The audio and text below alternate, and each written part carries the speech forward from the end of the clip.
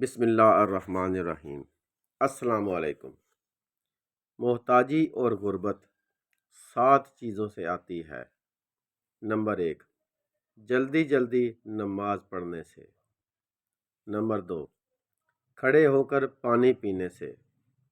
Number 3، منہ سے چراغ بجھانے سے۔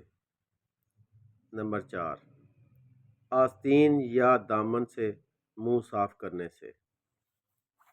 5 نمبر، عصر کے بعد گھر میں جھاڑو دینے سے۔